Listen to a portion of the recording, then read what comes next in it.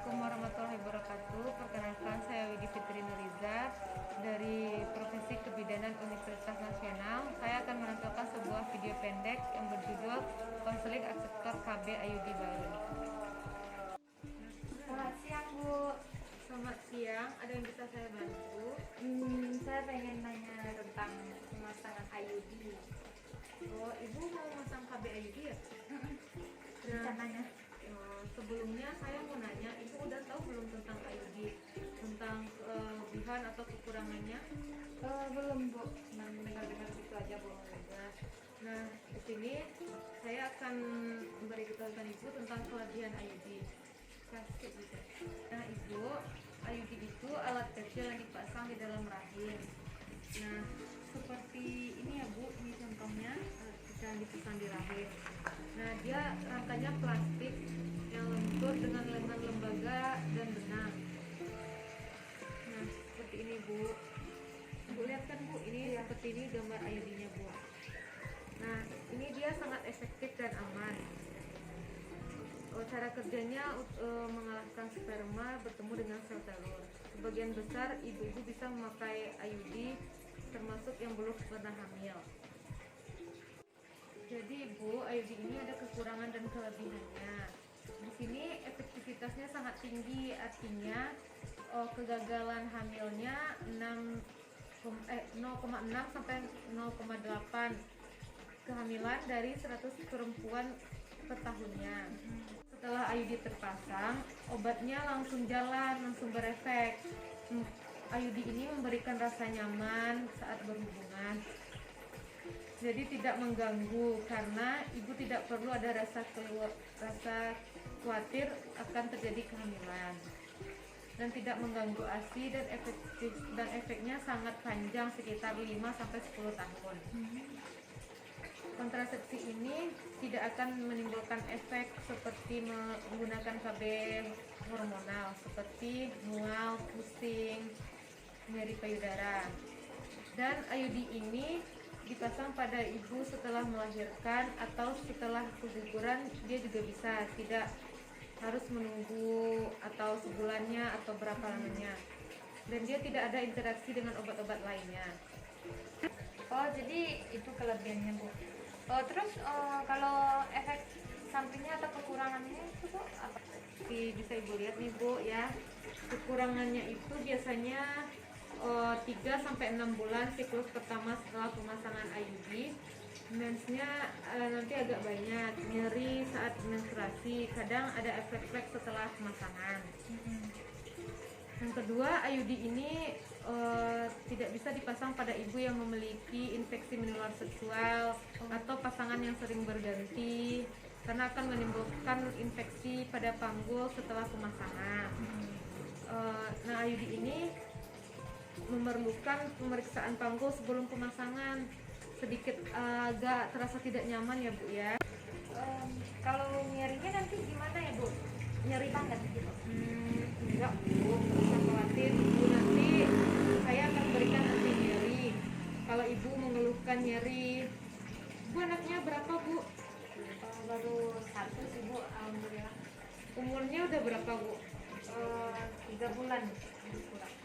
Oh, itu proses lahirnya di bidan ya Bu? Normal kan Bu? Ya, alhamdulillah.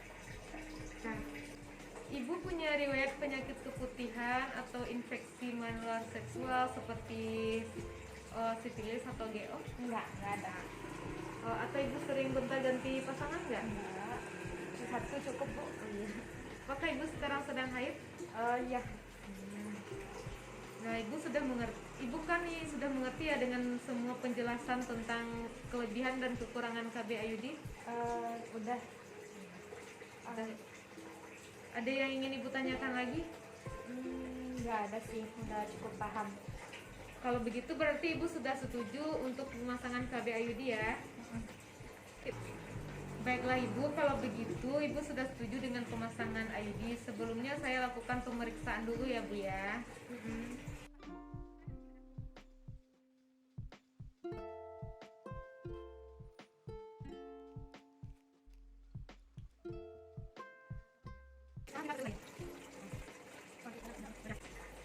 Ibu, ini tensinya normal, penasasannya normal, dan nadinya juga normal, Bu. Nah, Ibu sekarang ke kamar mandi ya, Bu, buat mengosongkan kantong kemihnya. Habis itu Ibu langsung naik ke tempat tidur buat kita pemasangan IUD-nya ya, Bu. Ya, oke.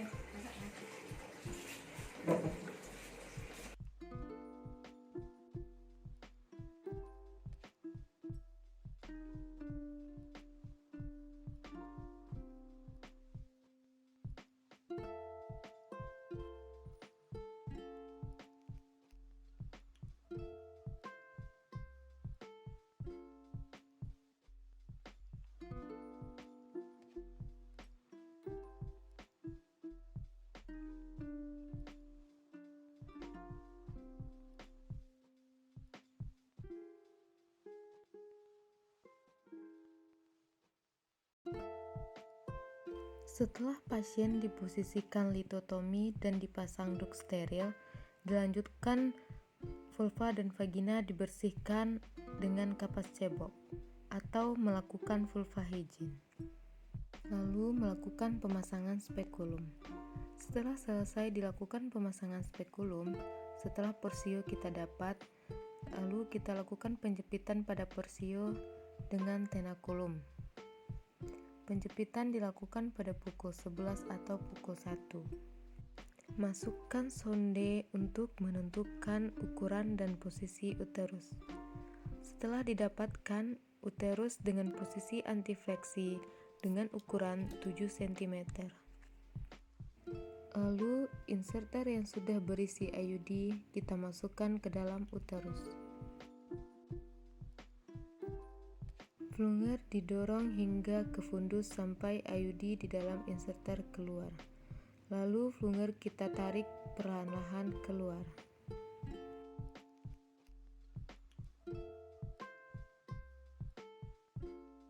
Setelah plunger keluar, kita lakukan pemotongan benang IUD sepanjang 1 cm di depan porsio.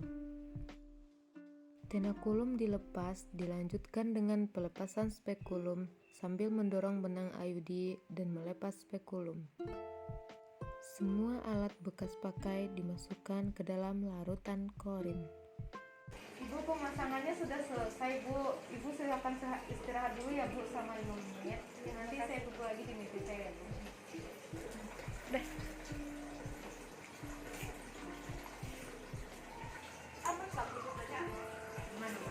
Ini kan pemasangannya sudah selesai ya, Bu, dan biasanya keluarnya akan dirasakan nyeri dan ada flek dari kemaluannya.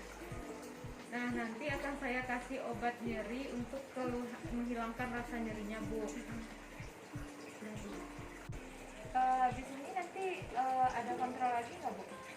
Iya, harus ada kontrol lagi 1 bulan ke depan, Bu. Nanti kita akan melakukan pemeriksaan USG untuk melihat pasti posisi IUD-nya dan benangnya. Kemudian 3 bulan berikutnya, lalu 6 bulan, atau seandainya apabila ibu ada telat haidnya 5-7 hari, atau punya keluhan pendarahan yang banyak atau keluhan yang mengganggu lainnya. Bagaimana, Ibu? Ada yang ingin ditanyakan lagi? Ya, udah cukup kayaknya. Oke, Bu, kalau begitu pemeriksaan kita selesai ya, Bu, dan pemasangan ID-nya selesai ya, Bu. Terima kasih ya, Bu. Udah. Terima kasih, Bu. Itulah yang dapat saya tampilkan